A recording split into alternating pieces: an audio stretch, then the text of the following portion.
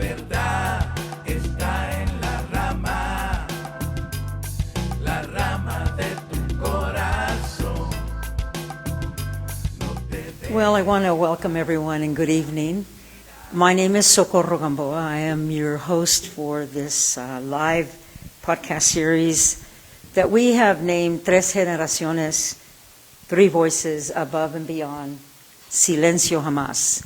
This is part of a series. This is our fourth time here at Brava, and we're very, very, very honored to be here. We want to especially thank Stacy Powers Cuellar and the team at Brava. We also want to thank Larissa Dugan, the executive director of Carecen, and her team. And we also want to thank Gloria Romero, Instituto Familiar, Pacific Resource Host John Nauer, and the SALT leadership team. And also thank Rudy Corpus and Michelle Olivas from United Players. And also thank Celina Lucero and Horizons for the work and for the contributions. I mention all those organizations because a lot of those organizations are the ones that have gave us the seed money to get us going and to support this project. And they're an integral part of this. So I wanted to make an opening statement. And so tonight we're here in community. And we're going to tell the story, our story, her story, his story, and the history of the Latinx social political organizations in the San Francisco Mission District and Citywide. How we have moved forward honoring those ancestors who gave their lives to bring us to this present moment. Tonight we will be in community to address the resilience, the invisibility, the persecution, the homophobia, identity politics, the migration, and the impact of the HIV/AIDS epidemic on our community. And tonight we are gathered in a sacred circle with our vision facing forward into improving our community's future, creating and strengthening our existing collaborations, and acknowledging that no matter what obstacles we face, the crises we go through, we've encountered the community, and that the community responds and rises above, such as above and beyond within the movement. Silencio Jamás is in reference to how we as a community will no longer remain silent and invisible to the reality of this city, which proclaims to be the safest city for all. However, it is evident sanctuary does not mean safe.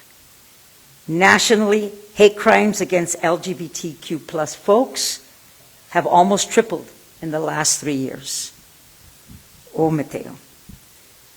Let me add some additional historical facts, and I've asked my guests to add if there's something that maybe I left out. Pride Month is celebrated every June to commemorate the 1969 Stonewall Uprising in New York City. It's a huge civil rights LGBTQ movement. But generally what's overlooked is the Latino connection to the LGBTQ history, and which actually started 10 years before. Mexican Americans and Puerto Ricans played key roles in demonstrations around the country. In 1959, imagine this, in 1959, a group of drag queens and hustlers fought the LAPD at a donut shop in downtown LA, which historians now say was one of the first modern LGBTQ uprisings. At Stonewall, there was a Puerto Rican woman named Silvia Rivera, a Puerto Rican Venezolana, and she was the first American transgendered woman, and she's rarely credited for throwing one of the first bottles at police. Rivera would later on help link the radical group, the Young Lords, to LGBTQ liberation. It's never mentioned. Now in San Francisco in the 70s, once the community realized that we needed to create our own type of services because the city's healthcare providers refused to include people of color in conversations dealing with their health and did not take into account the needs of the families living specifically in the Mission District. So that lack of accessible and non-biased healthcare providers led by trailblazers in this community and other communities to begin the first integrated community-based clinic in San Francisco here in the Mission District. In 75, the San Francisco Gay Latino Alliance, GALA, was founded in San Francisco, spurred by an interest in creating a Latino float for the Gay Pride Parade. It was the first gay Latino organization to exist in the United States and was situated here in the Mission District in San Francisco. The group was created in response to the lack of focus on intersectionality in the San Francisco gay community. One of its founders, Diane Felix, lovingly known as Chili D, co-founded various different queer organizations, including Community United in Response to AIDS, SIDA, CURAS, and in 1981, Proyecto Contra SIDA, Por Vida, in 1993. In 85, unfortunately, the epidemic in San Francisco had been devastated. The city was devastated by the epidemic. In 87, the Real Alternatives Program, Por Vida program, added the HIV prevention program and outreach program in collaboration with the Latino AIDS Project. In 1991, AGUILAS was formed to address the needs of the Latino gay community.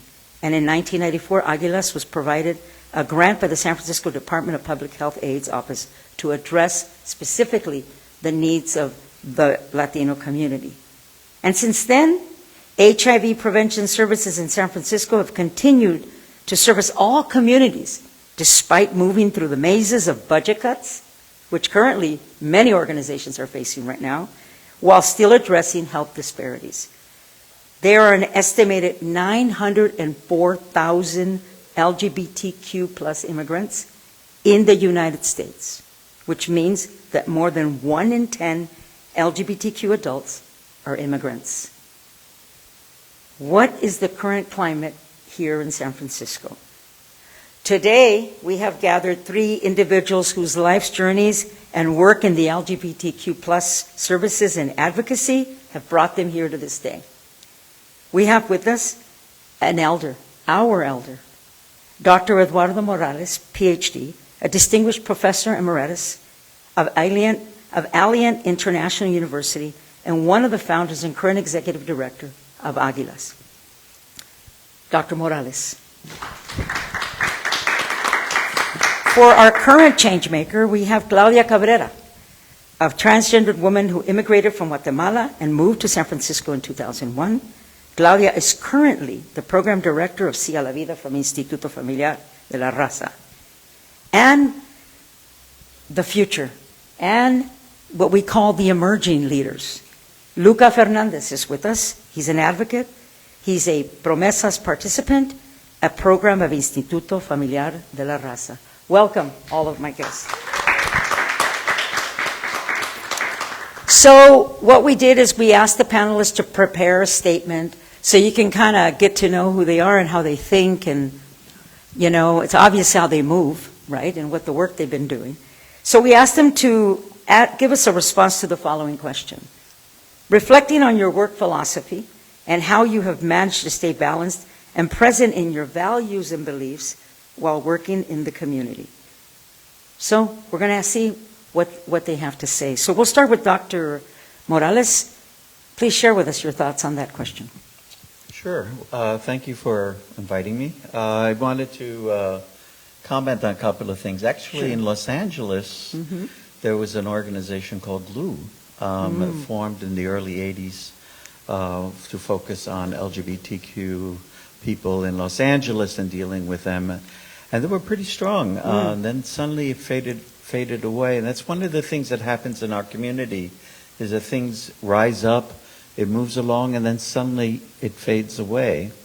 One of the things that I discovered when I was doing a presentation at a conference in Houston was that we discovered that there were like 5 or 6 different organizations in Texas, this was in 1978, which I was really surprised. And I think part of it is that we haven't had a connection with what's happening across the United States. And so a lot of times we focus on what's going on in our community, which rightfully so needs the attention. But it's important to know and learn lessons from what other people have learned and what they're doing, and help each other in that way. So for me, in answering your question, was how do I deal with this balance? I'm originally from New York City, and I moved, got my graduate degree in Texas, and then my internship in Washington, D.C., and then was in Sacramento for a couple of years and worked with a couple of Latinx community agencies there. And then I moved to San Francisco in '78 and discovered Concha, who was trying to move and get an institution ready and up and running and funded by the Department of Public Health to really focus on not only serving the Latinx community, but actually developing a strategy of how to properly how to properly create interventions that integrate culture, language, and customs that people have. So for me, in managing all these different kinds of things, of course there's meditation and prayer, which rightfully we started our session here with that, with some music. Keep active and an exercise program, rest and take vacations. We have to take care of ourselves. Sometimes, we don't want to get burned out. I'm actually a singer as well, and I was with the San Francisco Gay Men's Chorus when it first began, and went on tour, the first tour that they did nationally, and I play guitar and make music. And so I'm I like to get involved in artistic activities. Stay in contact with colleagues for continual support and inspiration, and to maintain connections and educated about various Latinx populations and cultures, because although there are some commonalities, there are a lot of differences and unique aspects among Latinx populations. So that's... Thank you. Thank you welcome. for that. So you like to sing? Yeah. Okay, maybe we'll ask you to sing a song. Anyway, let's go to Claudia. ¿Qué es tu respuesta de eso? Buenas noches. Bueno, mi primer idioma es el español y es con el que me siento más cómoda para hablar. Y una de las cuestiones que me mantiene en balance es que como inmigrante que vine huyendo en mi país de la opresión y de la persecución, la violencia que estuve experimentando en mi día a día, al llegar acá, tampoco fue fácil llegar a San Francisco. De hecho, una de las cuestiones es que estuve de lugar en lugar y precisamente viviendo con gente de mi país, y por lo mismo de ser quien yo soy, pues me sacaban de esos lugares, ¿no? Y llegué a San Francisco en condición de persona desamparada.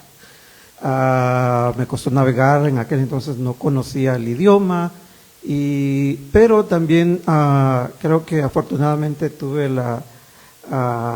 alguien me mencionó que habían servicios para la comunidad LGBTQ acá en San Francisco, y así fue como empecé mi jornada.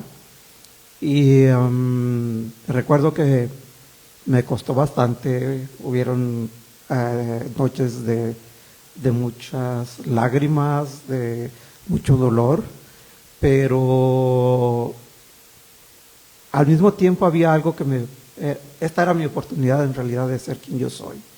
Y debo mencionar que fui clienta inicialmente del Instituto Familiar de la Raza, y pues empecé a recibir algunos servicios y orientación. A través de eso pude obtener asilo político también.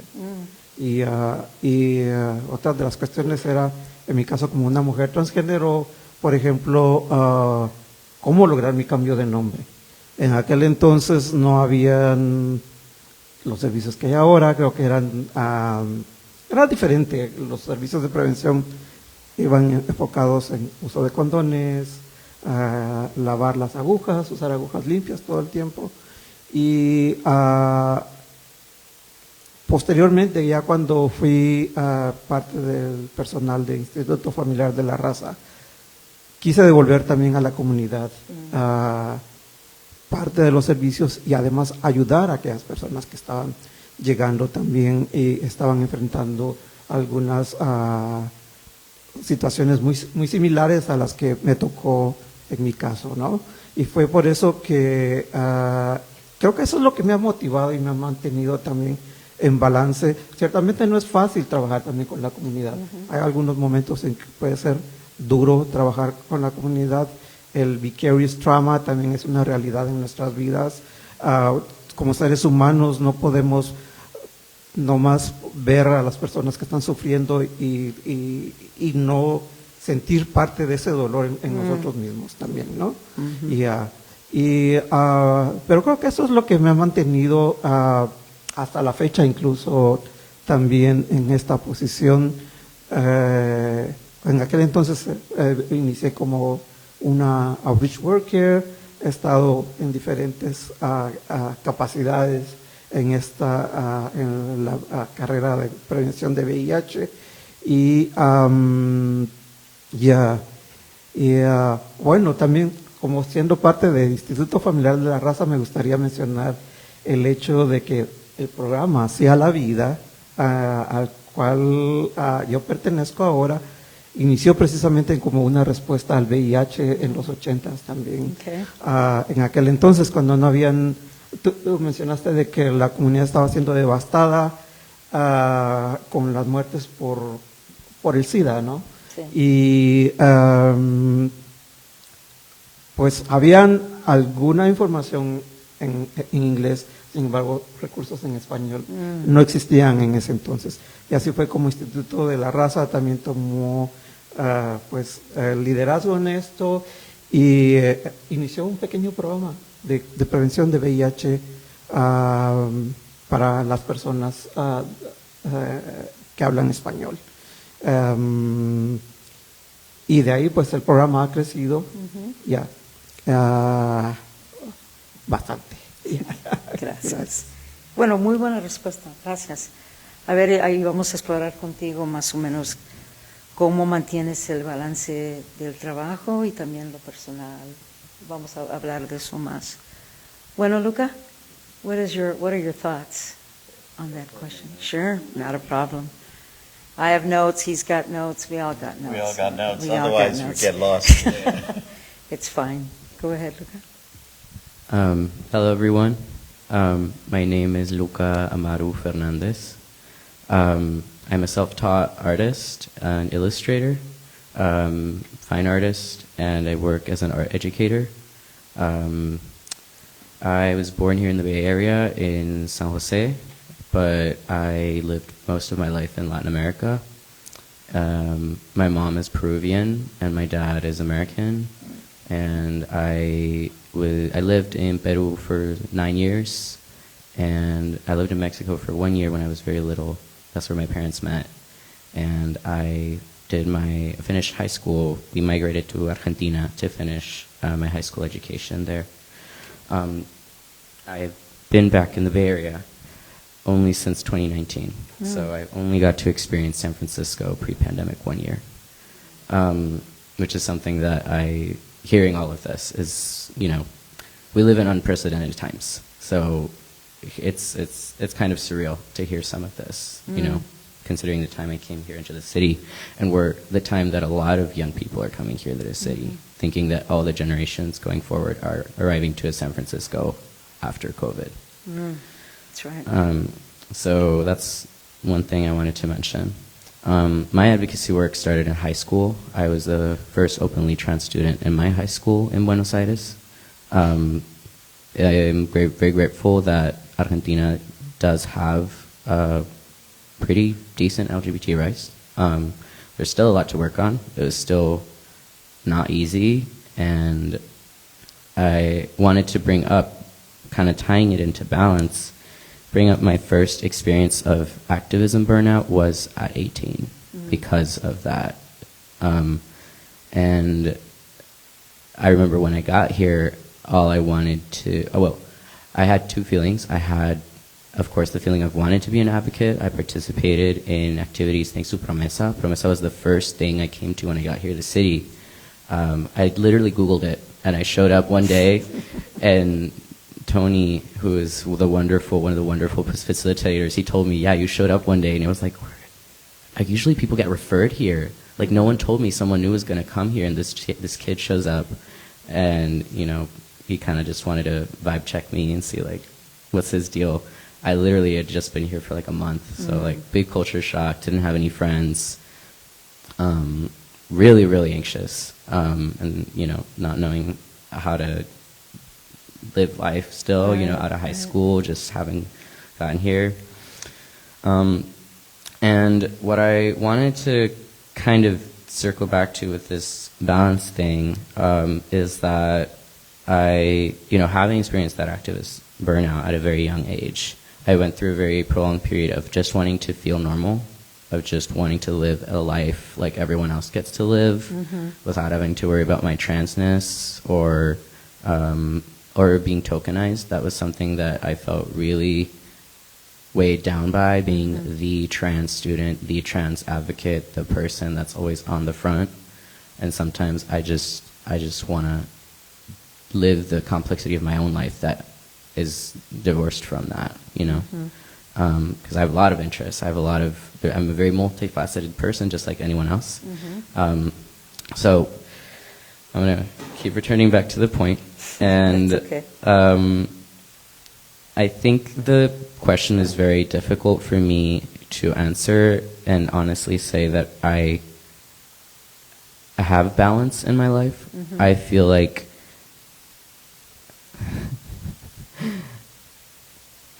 balance is very subjective. Something that is completely normal for someone can be very overwhelming for someone else. I've been experiencing a lot of that very recently without giving details. A lot of people in my life going through a lot of things, including myself. And I think balance is the hardest thing in life, and that in our system, I don't think balance is, at least in the Zen, you know, like I do yoga in the mornings and like, you know, like meditate and everything's like perfect and I get to center myself. Like that is, I don't think that's very really possible in this day and age. I called my mom earlier this week to talk about this, to reflect on this, and I told her, I don't think that you can achieve balance in a system where you're expected to walk by people dying on the street and pretend like everything's okay. So I think what I wanted to bring up, you know, because the other thing I wanted to bring up is the first thing I wanted to come to mind was like, oh, nature. I love nature. I participated in environmental justice organizations and protests. I wanted to go into environmental science originally. And I went to Tahoe for the first time ever last week. It was beautiful. But even there are huge swaths of trees that are dying right now because of the drought. So even in those places where we think, oh, let's travel, let's take a vacation, you can't really escape the state of the world right now. So with all of that being said, then, I currently work as an art teacher and art educator. And I work with kids, and it can be very challenging, but it can also be very rewarding. And it's in those moments that I realize why I'm doing things. And I think balance really is, for me, reminding myself why I do what I do, and accepting the balance of hopelessness and love, you know, between those two feelings that are always there.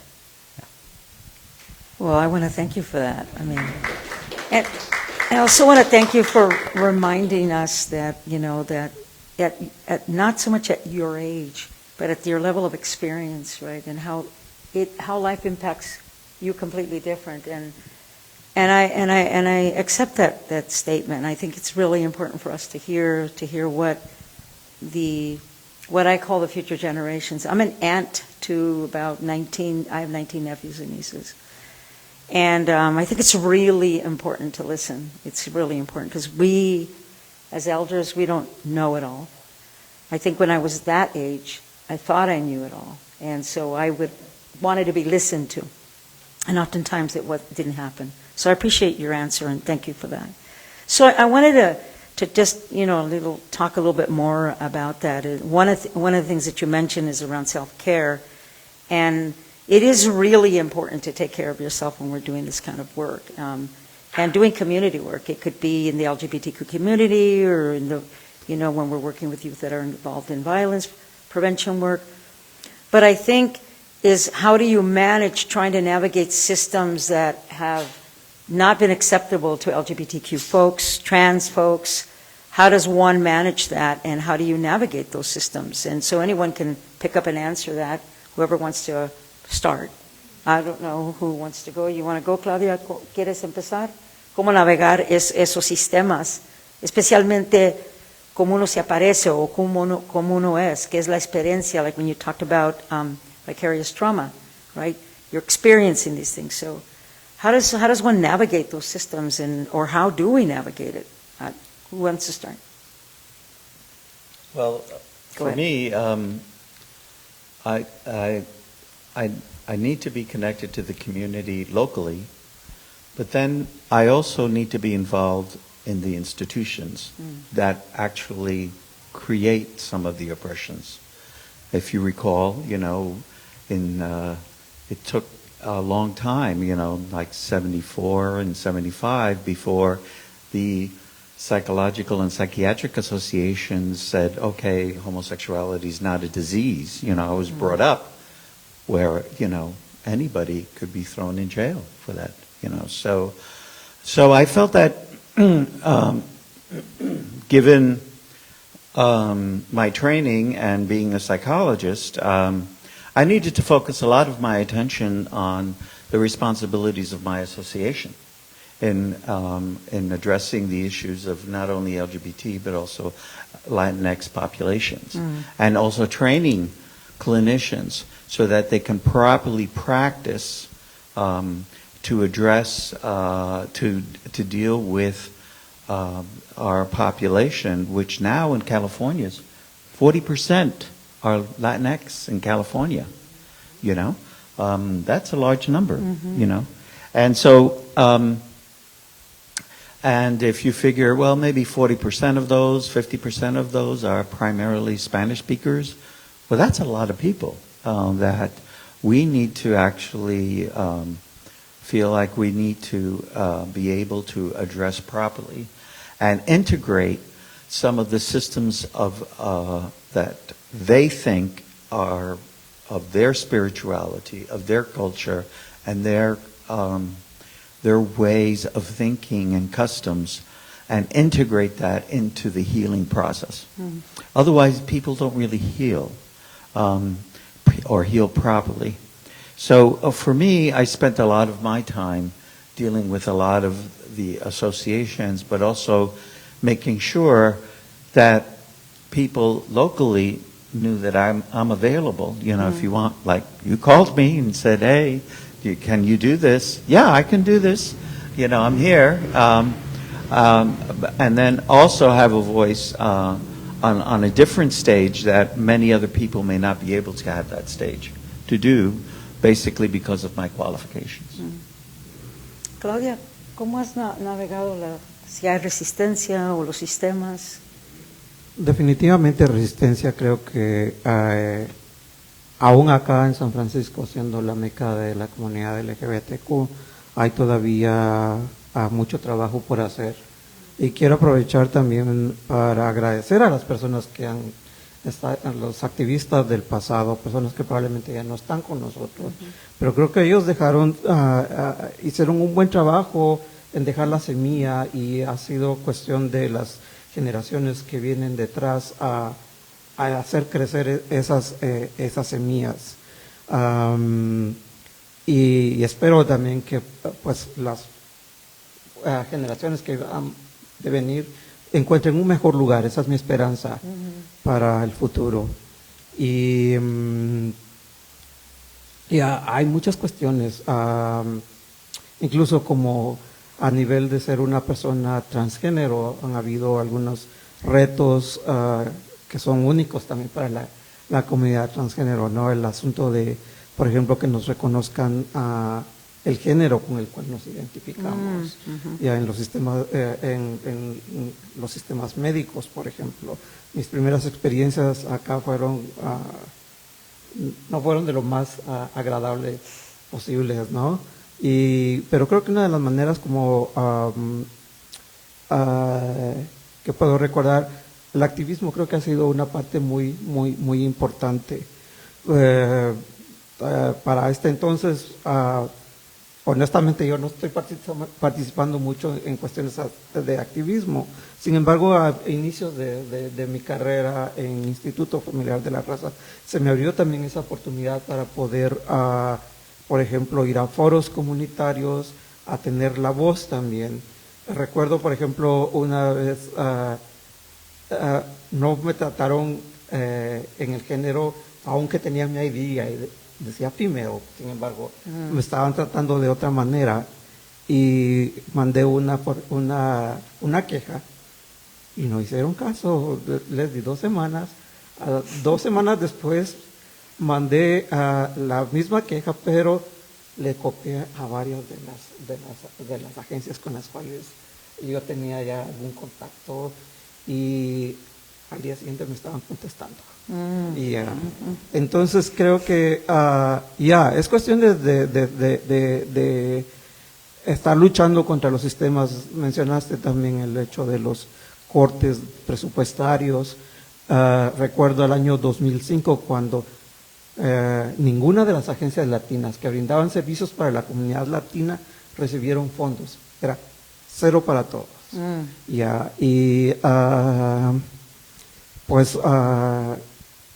Quiero recordar a quien era mi supervisora en ese entonces, Berta Hernández, y la comunidad se unió también. Se crearon foros comunitarios, estuvimos en el Mission Cultural Center for Latino Arts y se hicieron varias demostraciones y finalmente logramos que nos dieran, aunque sea unos pocos fondos para poder seguir sirviendo a nuestra comunidad. Y de ahí para acá creo que pues seguimos en la lucha, cada día enfrentamos diferentes retos para poder llevar los servicios, para poder proveer los servicios a la comunidad. Los sistemas son complejos, son difíciles de seguir. A mí no me gusta la política, pero principalmente cuando vienen cuestiones políticas, todavía esto se enreda mucho más, ¿no? Y creo que de nosotros depende también seguir luchando. Y una de las cuestiones muy importantes es también la unidad en la comunidad, que podamos unirnos, como mencionó el doctor Morales, de que han habido diferentes movimientos, pero han sido aislados unos de los otros. Y mientras que si, el dicho dice, divide y vencerá, y vencerás. Entonces, creo que nos toca hacer lo contrario, es unirnos como una familia, como un frente único para poder derribar todas esas barreras que nos están interponiendo y luchar contra la injusticia, contra la inequalidad, para poder lograr un mejor bienestar para nuestra comunidad. Es algo que no vamos a lograr de la noche a la mañana, pero si no lo empezamos, nunca lo vamos a lograr tampoco. Gracias. Wow, thank you for that answer. Luka, I was thinking about what you said and thinking about how you might enlighten us with some of the more thoughts that you might be having about what you're hearing in regards to, what do you think the next steps are for you, not just personally, but as being involved as a young adult and, sort of setting the motion forward to, reminding elders, like, what are some of the things that are needed by young people? I hear Dr. Morales, reminding us and talking about, what we used to say at RAP is, infiltrate the system, right? Get into the institutions And we did that really good at RAP. You know, RAP eventually, who we have with us today, Alfredo Bojorquez, who now works at the Public Defender's Office, and we were always trying to place somebody at an institution so we had a voice in there, we had a door opener, we had somebody there. So when I think about, you know, this movement, and I agree with you, the isolation doesn't help, right? Working alone doesn't help. And that is probably one of the lessons that we needed to learn and need to learn. And so when you hear this, what does it make you think about, and what are your thoughts on some of those things? Well, there's a lot of them. Go ahead. But I think there's, like, of course, like many ways I could approach this and voice the needs of youth.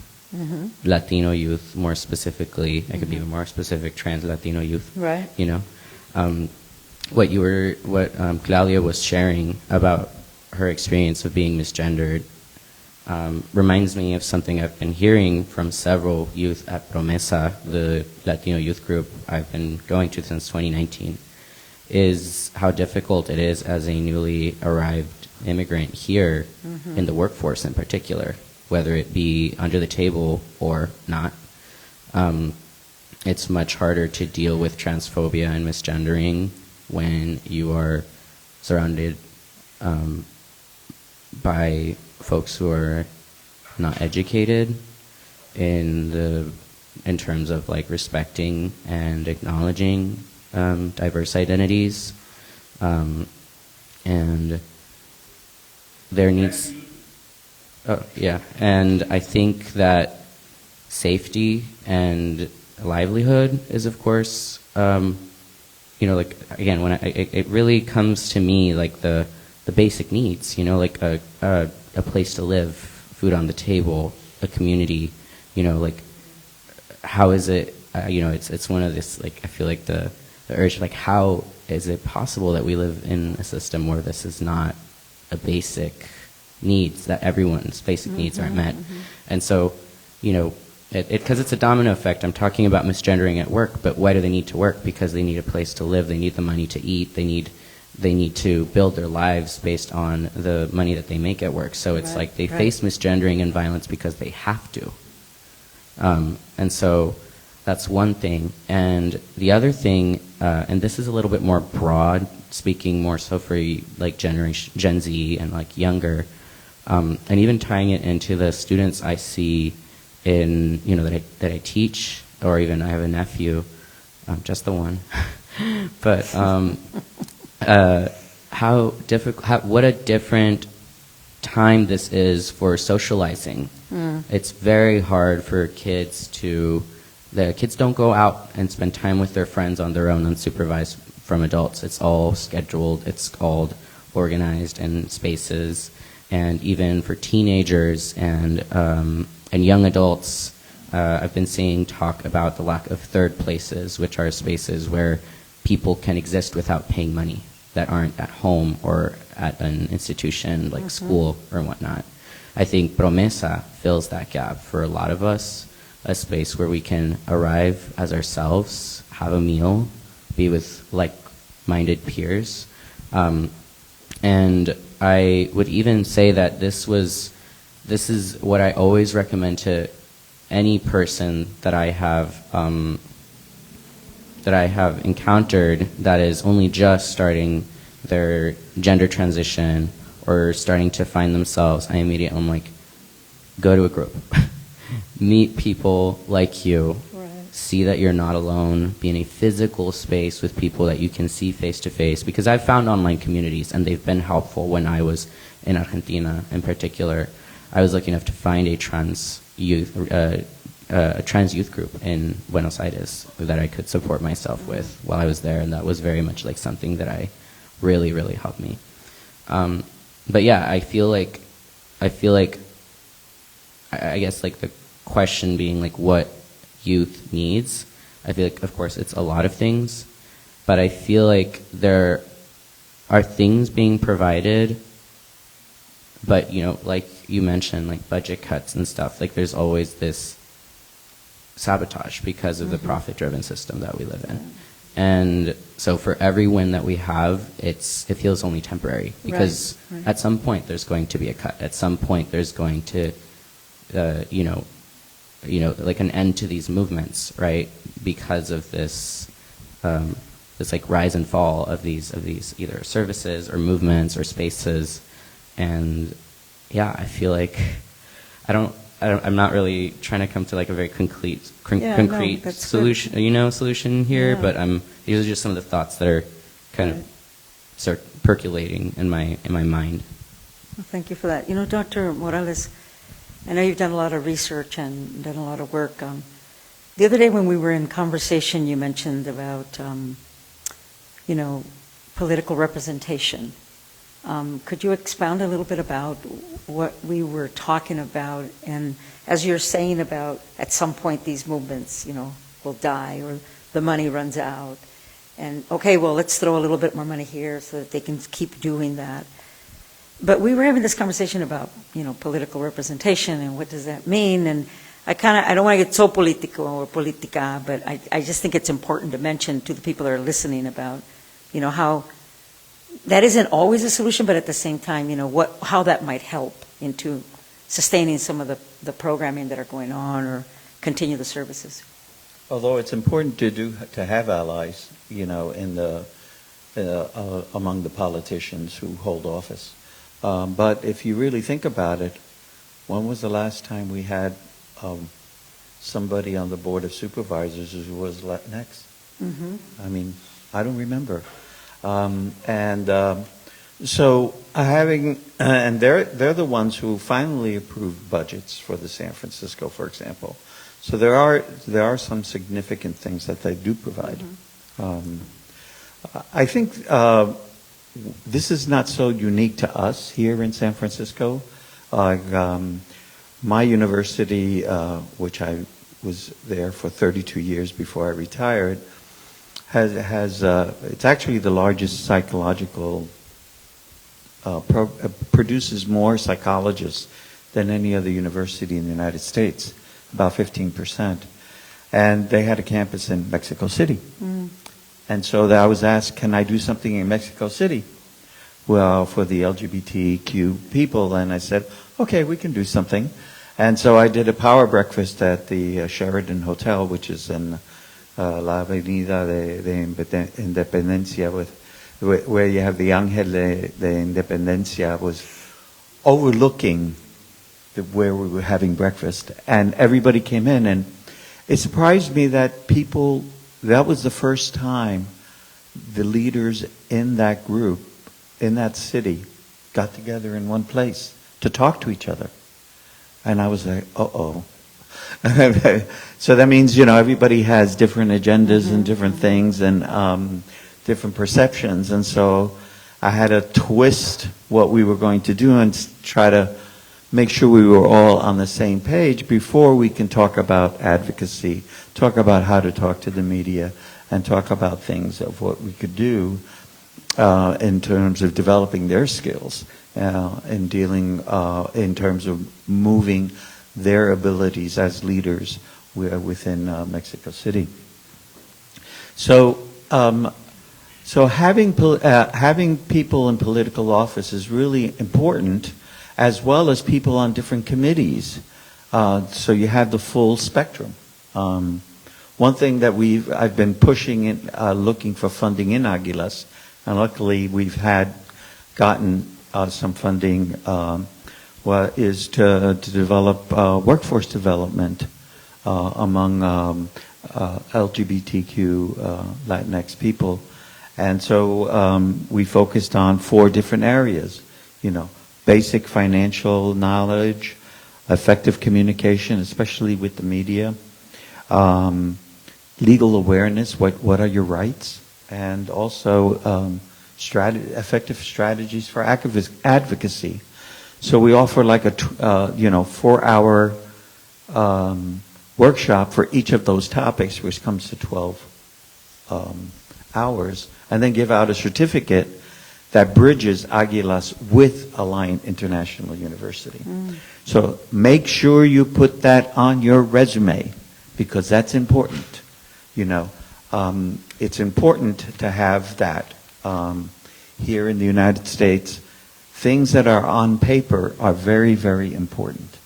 And having that credibility is very, very important, and to document that you do have this knowledge, you do have this at least basic training, and then we offer the same kind of training on a second level, which we finished a whole round of an advanced level of these same topic areas, to try to help people become members of board of directors of nonprofit organizations, for example, and things like that, so that people feel comfortable. They feel, okay, I know something about what to do if I get into that situation, rather feel like I really feel blindsided in coming into these meetings, you know, not knowing what to do. Well, thank you for that. No, I don't know if you guys have a comment around what was just said. Claudia, no sé si quieres decir algo. Bueno, como mencioné anteriormente, la política no es mi fuerte. Pero tienes opinión de algo, ¿no? Ya, sí, definitivamente. Es algo con lo que nos toca lidiar, es parte del sistema. Y tiene muchas veces es manejado también por intereses muy particulares, sino es que la mayoría de las veces. Y nos toca también a veces, como dicen, bailar al son que nos tocan. Desafortunadamente, ¿no? Y principalmente cuando viene la cuestión de fondos, se me ocurre, volviendo a la cuestión de divide y vencerás, por ejemplo, recuerdo en aquellos entonces, aún sigue eso de que es como que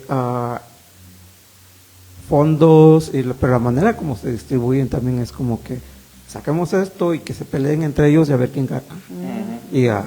Y es una cuestión relacionada con la política también. ¿Cómo no? Sí. Y como, no sé, crear la división en sí, que les conviene al sistema mantener, en la que nos mantiene, ¿no? Y es importante también mantener un ojo abierto, como digo, aunque no me gusta, pero mantener el ojo abierto por las cuestiones de qué es lo que está sucediendo en el mundo de la política y en qué cosas podemos nosotros pues abogar por nuestra comunidad. Y al final de cuentas, abogando por nuestra comunidad, estamos abogando por nosotros mismos también.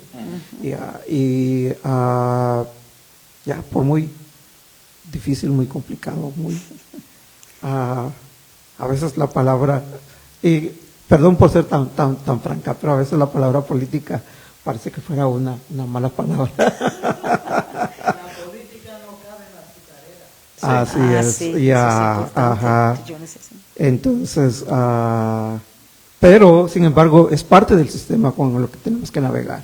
Así que pues, Okay. gracias. Just want to comment about a little bit about our history here. The oldest Latinx organization in the United States is here in San Francisco. It's the Puerto Rican Social Club. It's right here in the Mission. It was incorporated in February 25 of 1912. Can you imagine?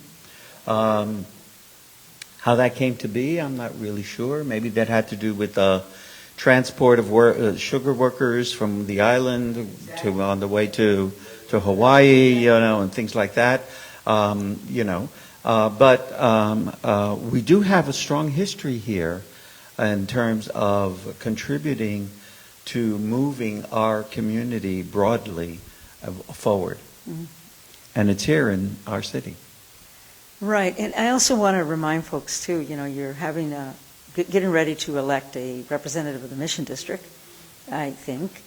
And I think it's really important to encourage, you know, the individuals that are running around, you know, this this division that sometimes exists in holding people accountable. It's easy to get people in office. You know, I had a minor involvement when I was representing and running up and down to the mayor's office and representing the Mission District. And it's a very difficult role to be in, but holding those people that sit in those seats are very, very, it's very important.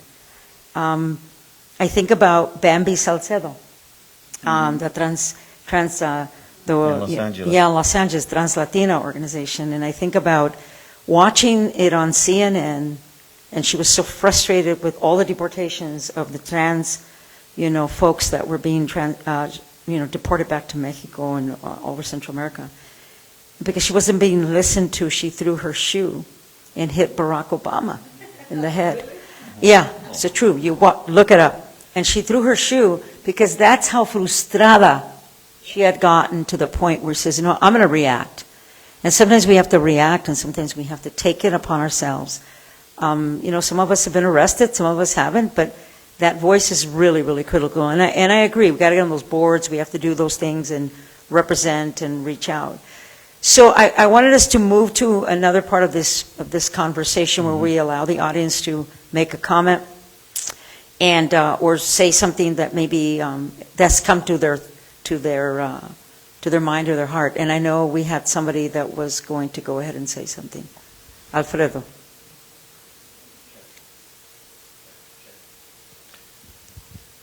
Doctor Morales, muchas gracias. De nada. Claudia. Lucas, nice to meet you. Homophobic all the way, right? In the 80s in San Francisco, in this community, the HIV pandemic happened. Es de los jotos. Gay cancer. We worked with a young person who was a hemophiliac.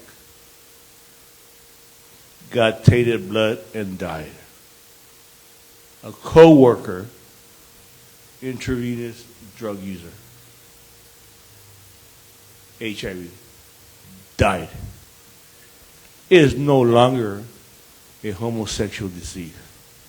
It's a pandemic. We learn to survive with each other. Beautifully. Handing out condoms. Preventing sexually transmitted diseases. But what did I mean? No, we had to broaden our thing to accept people. I'm a proud father of a gay daughter. I'm very proud to have been a colega con Claudia. Te amo. Learn so much about acceptance. Who you are, we're going to be. And the policy work, Dr. Morales, is important. The voices need to be heard. We're under attack on women's rights for abortion. We have to advocate for it. Advocate for human expression of how you are. I love you all. Muchas gracias. Claudia? Gracias. Is there anyone else that wants to make a comment? Or we can also respond. Did you want to respond, Dr. Morales? Go ahead. I'd like Go ahead, to say that... Introduce yourself. hello, my name is Maria Medina Serafin. I'm an OG from the old days and from the days of Gala, and actually. And Glue, I actually had to put an all-woman band and go down and play LA, played for Glue.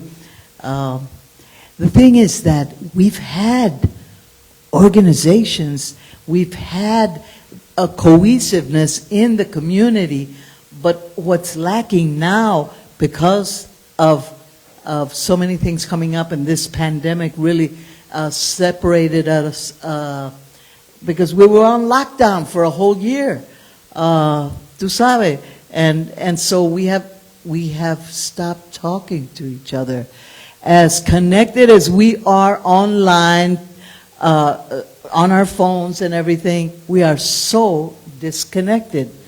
We don't speak to each other anymore. You know, whatever happened to conversation?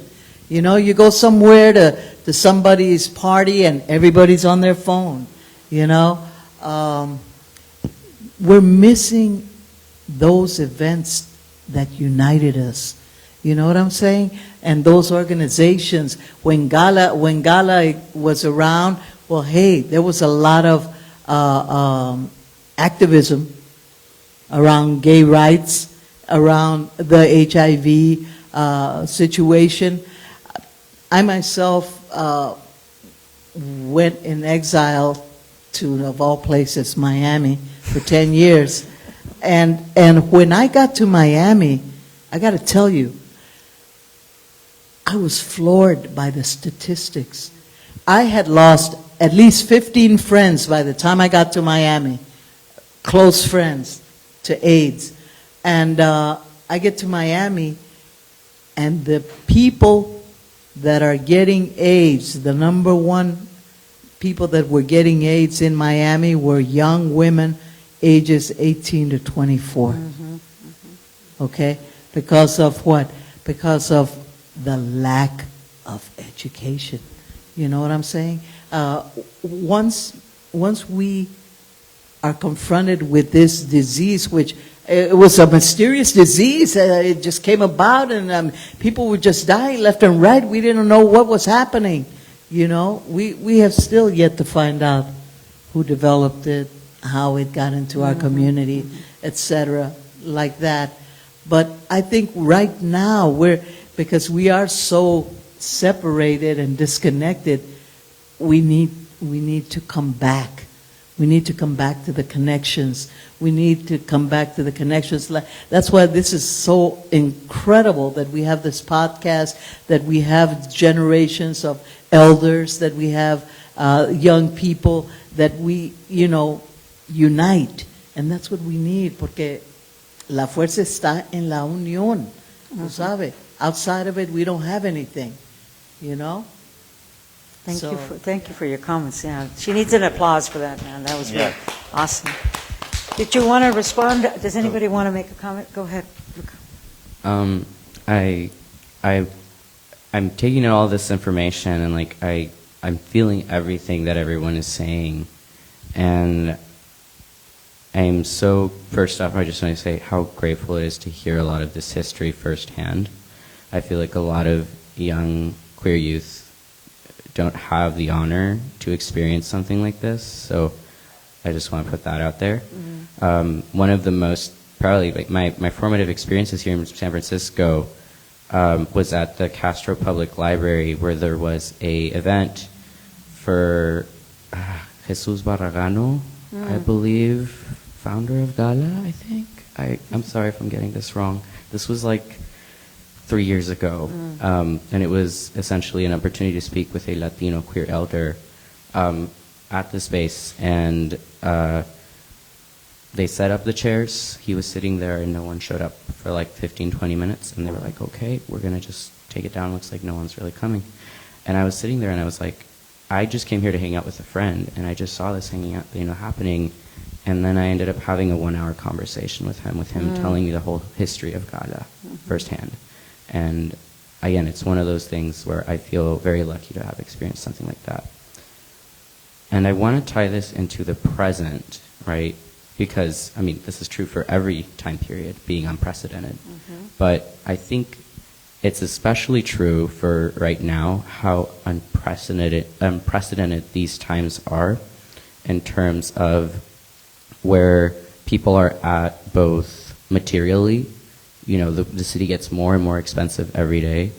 It's incredibly hard to both make a living here, make enough to pay your rent, and even then, you know, in a place with like 5 roommates or more sometimes, or maybe less, or you know, or just very, very tiny, you know, places that, you know, barely meet your needs.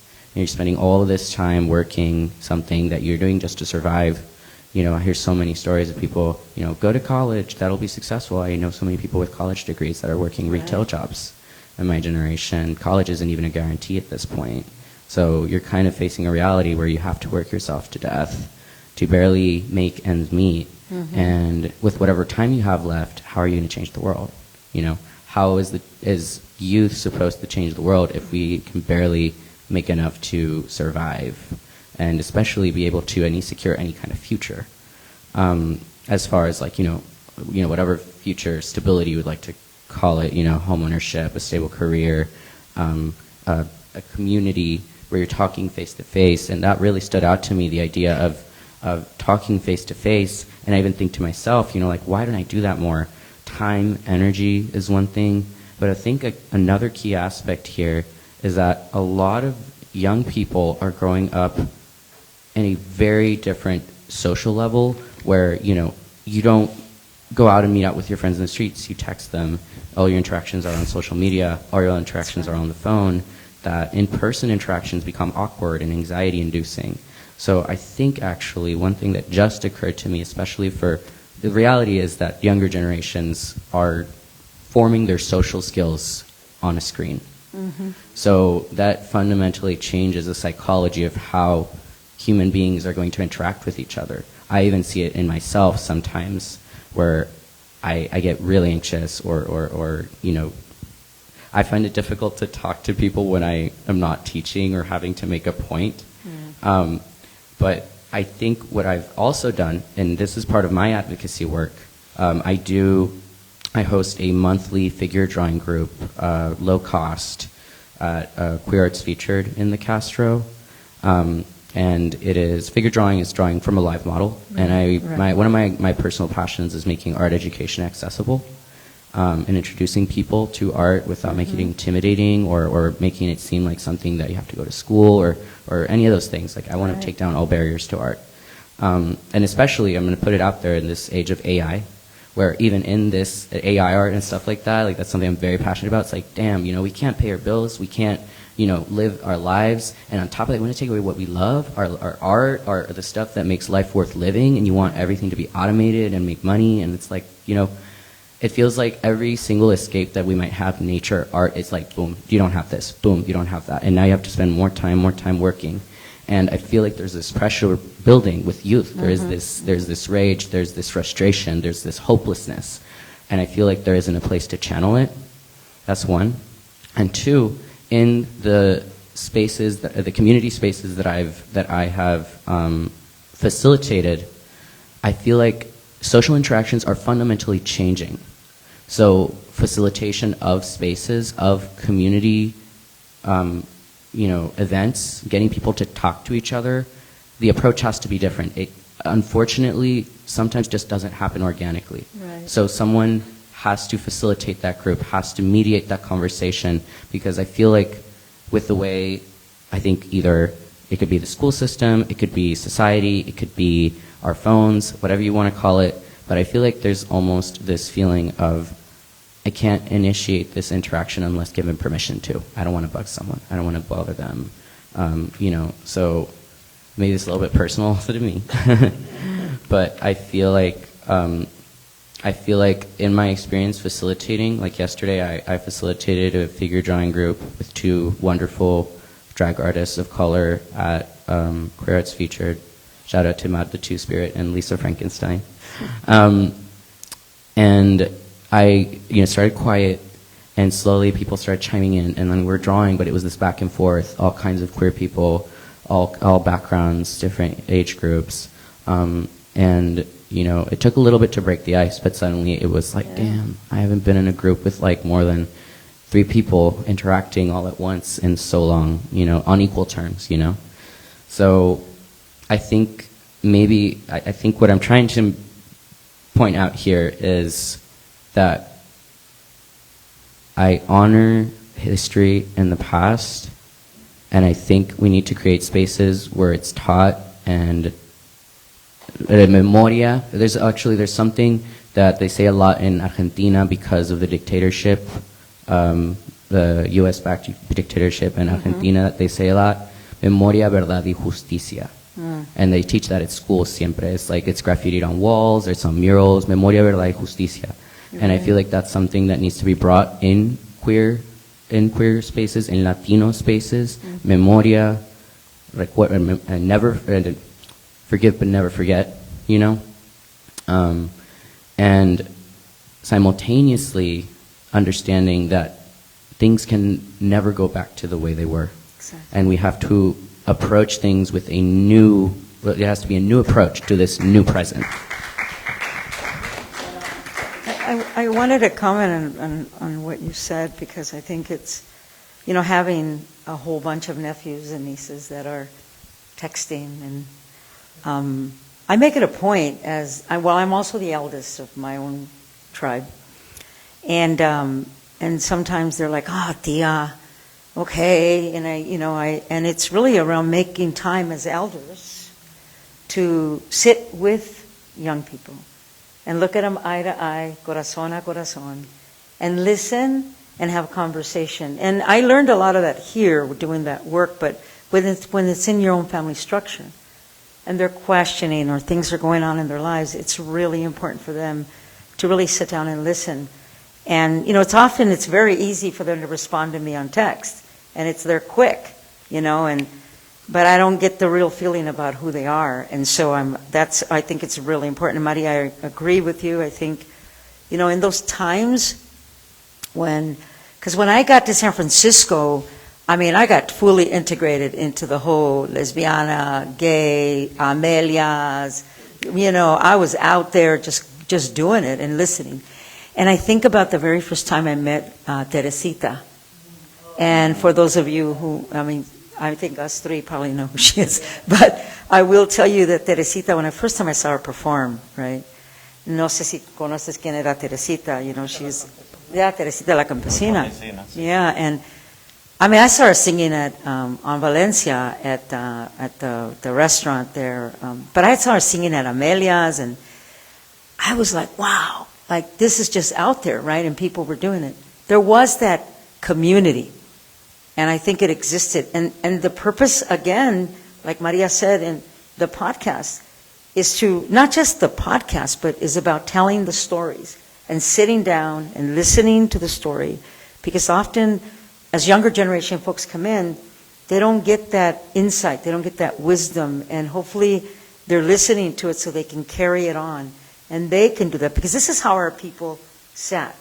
We sat in circles, we talked, we communicated, we listened to our elders. And that's hopefully what we're trying to do with the podcast, is so that these stories are sitting not just on a website, but people are actually having conversation. So Darren, I know you wanted to make a comment.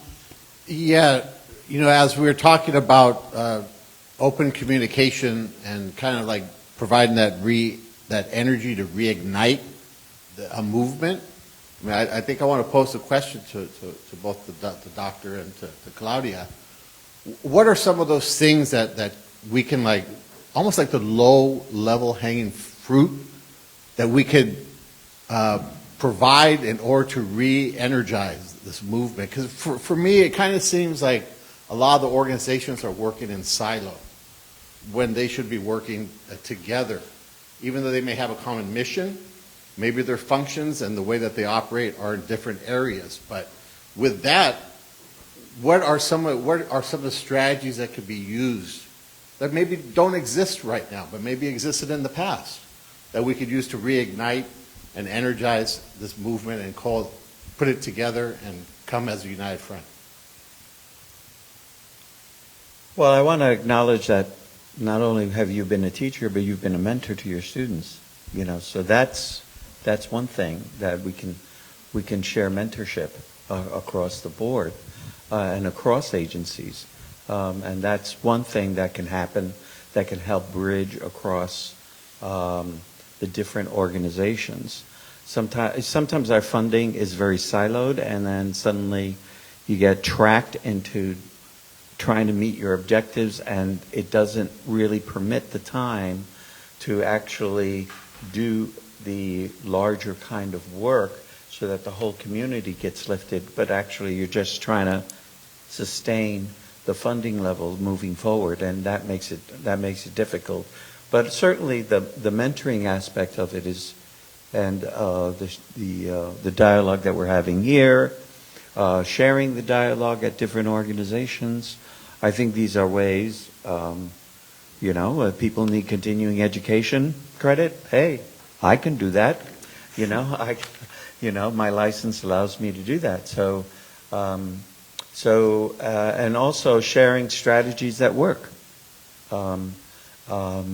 Sometimes conferences help that because that allows the dialogue to happen.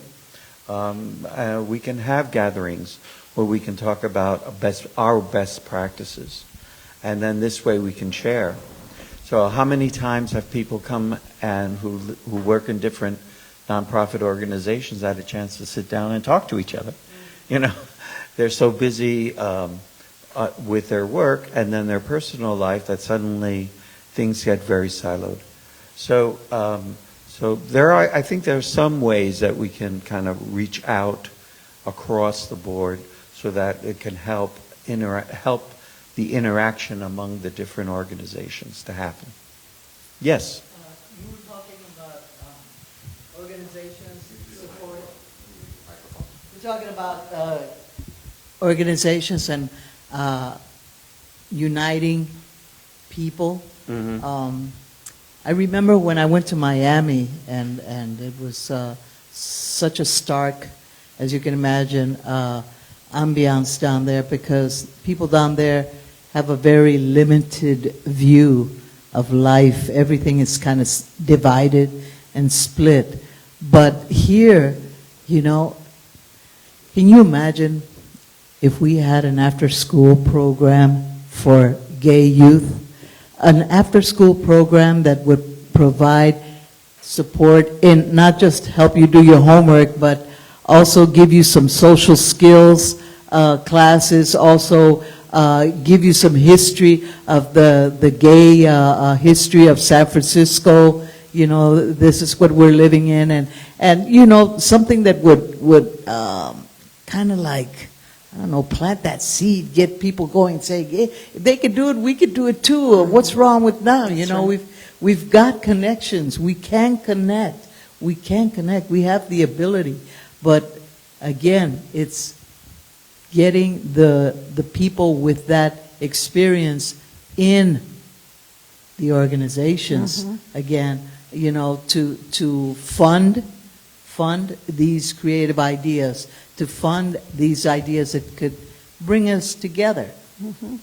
Thank you for that. Was there one more question, I think, or comment? Gracias, Maria. Hi. I wanted to ask, what are moments of joy or inspiration that keep you going in your work? Could you repeat the question, please? What are moments of joy and inspiration that you find that keep you going in your work? ¿Oíste la pregunta? Yeah, en mi caso ha sido el hecho de poder ayudar a mi comunidad, ayudar a alguien. Este trabajo a veces lo veo como el trabajo de un predicador, que estamos llevando el mensaje a diferentes personas. Y no sabemos quiénes en realidad van a seguir el consejo en algunas ocasiones. Recuerdo que para mí fue cuando me enteré que uno de mis clientes, que había sido mi cliente, le dieron un resultado positivo para VIH. Me cuestioné mucho el aspecto de qué estoy haciendo entonces, de qué sirve lo que estoy haciendo. Pero también hay otras personas que han venido y ya algunas de ellas probablemente ya no me acuerdo y vienen, oye, ¿te recuerdas de mí? ¿Me ayudaste con esto, con lo otro? Y mírame dónde estoy ahora y muchas gracias por ello. Y el hecho de poder ayudar a alguien en realidad, aunque no recibamos un gracias después de eso, pero esa satisfacción que queda después de haberle brindado la mano a alguien, y eso no tiene un valor. Ya, es algo con lo que te quedas, es algo con lo que disfrutas, que te hace seguir adelante, y es lo que me ha producido mayores satisfacciones a lo largo de este trabajo y todavía, pues mi trabajo ahorita es más administrativo, pero todavía hay personas que vienen y quieren saludarme porque fueron mis clientas en determinado momento. Y eso, les digo, es algo para poder continuar, que me ayuda a seguir adelante en el día a día. Y lo mismo, decirles también a mis compañeros, oye, vale la pena lo que estamos haciendo. Muy importante, gracias por eso. Where have you found the joy, or what are those moments? I think for me, the mentoring aspect, because I do a lot of mentoring of people and in their careers, and watching them grow and develop, and see them take initiatives that are to their heart, and then watch them use their skills and feel open and confident that they can do it. So that's something that it's another way to kind of see a benefit of what's going on, besides watching the internal process of somebody feeling better and by their own your interaction with them, so that they feel that they're being healed together with you. Because I think the healing process doesn't come from me. It comes mutually, you know. I give you different options, and then let's see what works, and then use the stuff that does work with the client, and then watch them grow with that. Luka, do you have a comment and share maybe a joyous, or what moves you? Yeah, I feel like I feel like maybe this is also true for more than just me, or I feel like a lot of times you hear, do what you love, and that is very important.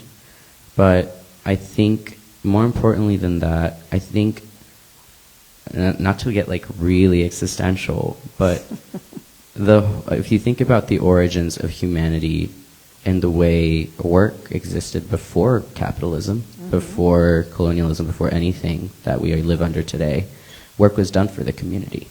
Work was done to live for the next day, for someone that you knew, for someone that you cared about. You didn't do it because, oh, I don't know, what am I getting out of it? You're doing it because you love the people around you. So I think work that brings you back to that core human trait is what, even with hard work, makes it worth it. Because I've worked a lot of jobs. I've worked as a gardener, I've worked retail, I've worked random internships, briefly in mental health field. And out of all of these, the ones, I actually went into gardening kind of wanting to connect with the earth and feel, connected more to nature. I'm very drawn to nature. But it didn't satisfy me because it was commercial. It was, for working for a lot of rich people in the city, and I didn't like that.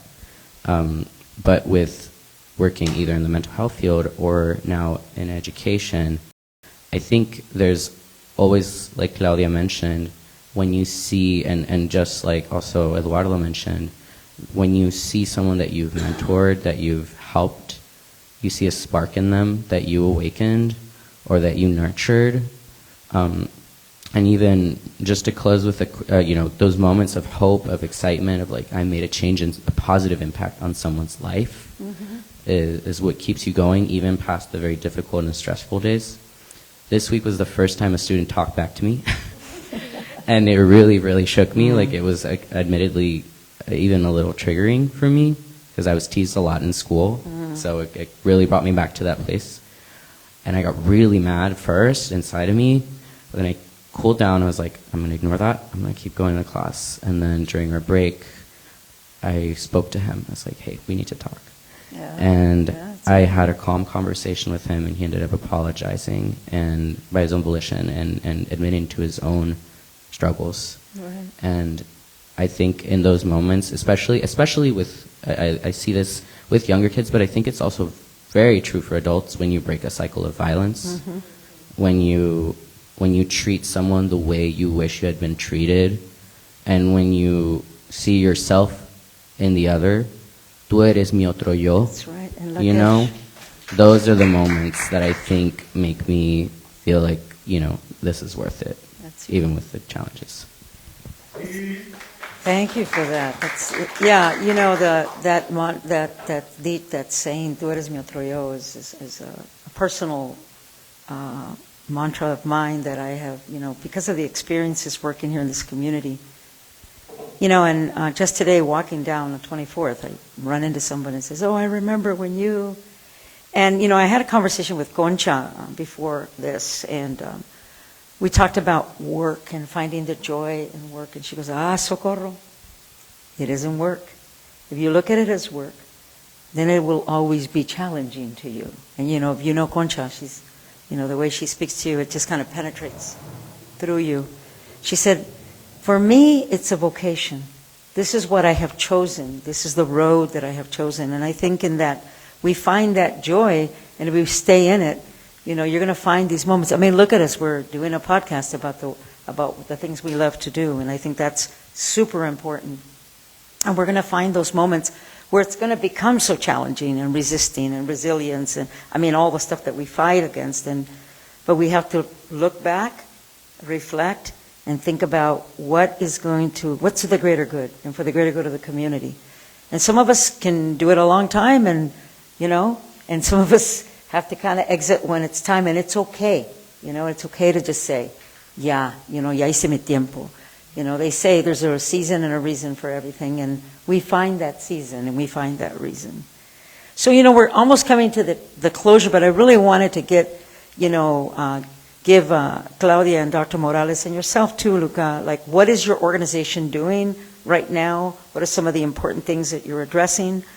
And you know, some of the highlights of maybe, you know, a brief highlight of what AGUILAS and Instituto are doing, and with La Vida. So why don't we start with you, Claudia?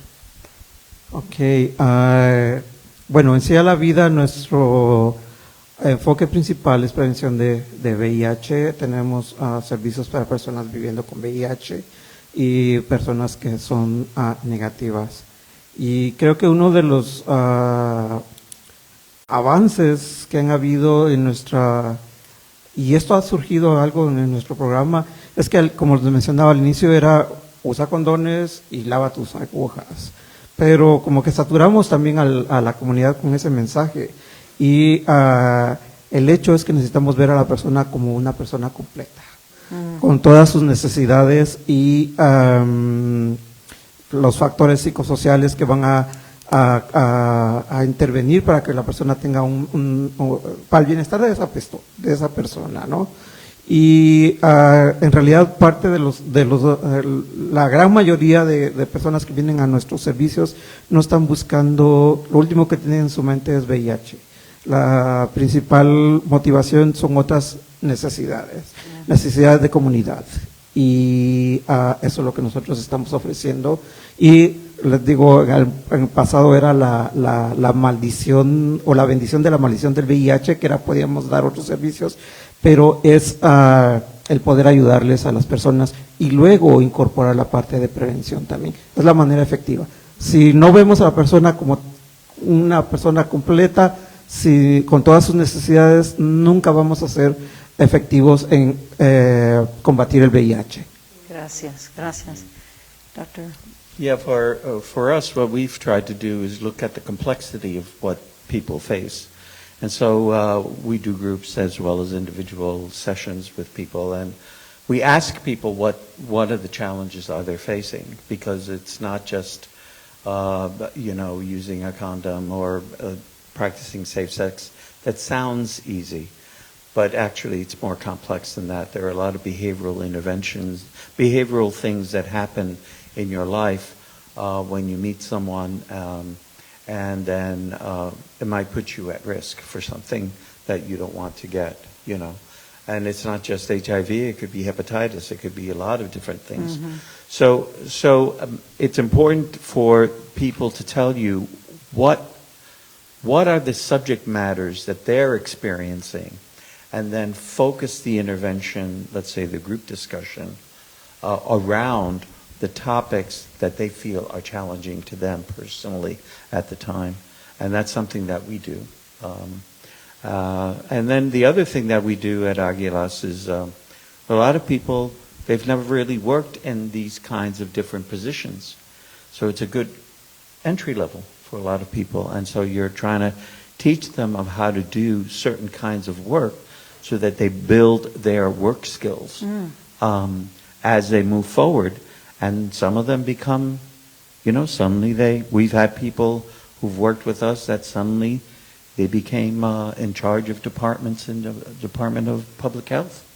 And it's that's the other aspect that we try to do at AGUILAS, is try to help people. This can be a good entry level for you to learn how to sharpen and develop your work skills and your desires, so that then you can do the vocation that actually you feel you're drawn to. Thank you for that. Luka, where's Promesas? What is a couple of things about Promesas, where you're at right now? Yeah. Promesa is a wonderful safe haven for queer Latino youth. For queer youth in general, we have had several non-Latino youth also choose Promesa as their space. I think it says a lot about the group that non-Latinos have found it as their safe space. And I think, currently the group is primarily monolingual Spanish-speaking Latino youth. I've recently heard that, thanks to a grant, Promesa will be expanding, having hopefully more meeting times. I think that's probably a big challenge currently. It only takes place 1 day a week.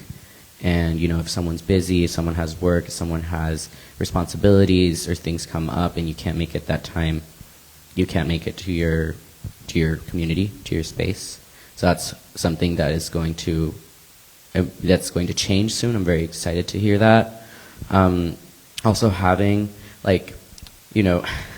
not to kind of bring it down to something sounding silly, but having that I know Promesa is going to have a space of its own, because currently we have our meetings at Instituto Familiar de la Raza meeting room, but I know Promesa will have its own space very soon, which is really cool, a space for youth, by youth.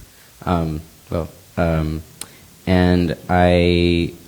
Promesa provides community space, case management, now therapy, food for during the meeting, and access to different services in the city. And also, I think I want to really appreciate, right now the group has always been very strong. There's been a strong tendency of friendships forming. It's not just you show up and you leave. A lot of people make long-lasting connections there. And you make long-lasting connections not just with your peers, but also the facilitators. I feel very much a strong mentorship bond with them. I almost feel like your older sibling guiding you through this world as a queer person. I feel like, I think this is something that I've heard before on how with our ethnicity we have history and ancestors to look back on, but with sometimes queerness, there isn't that same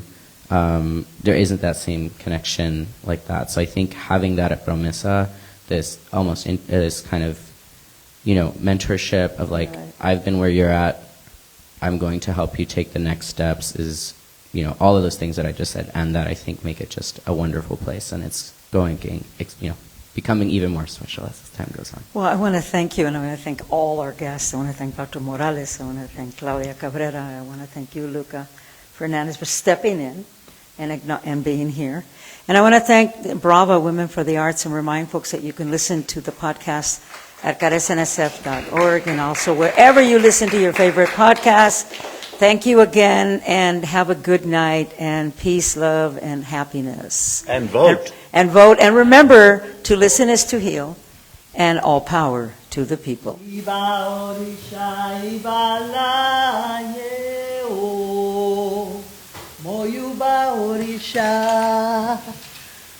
Los ancestros han hablado. The ancestors have spoken. Los ancestros nos dicen tenemos que conectarnos. La razón de la vida es la conexión. La razón de la vida es la conexión. Conecta, conecta con tu corazón. Conecta, conecta con tu corazón.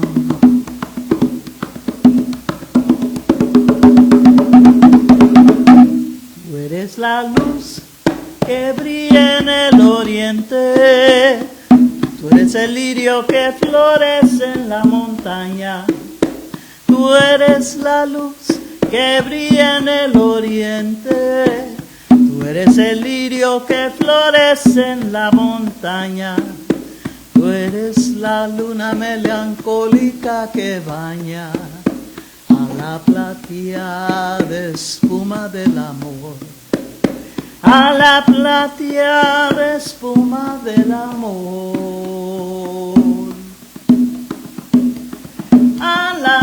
Por fin le voy a cantar lo que en mí ella inspiró, este lindo guaguanco que bien dulce al paladar.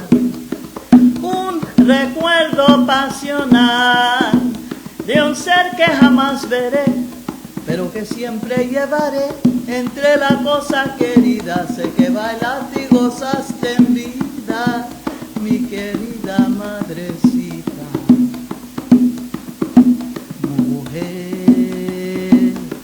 Mujer divina, hoy mi vida para ti se destina en un recuerdo que es muy profundo, ya que te fuiste de este mundo de infinita falsedad. Hoy quiero darte a ti, hoy quiero darte a ti lo que en un día me diste, en un momento tan triste. Fe, esperanza y caridad.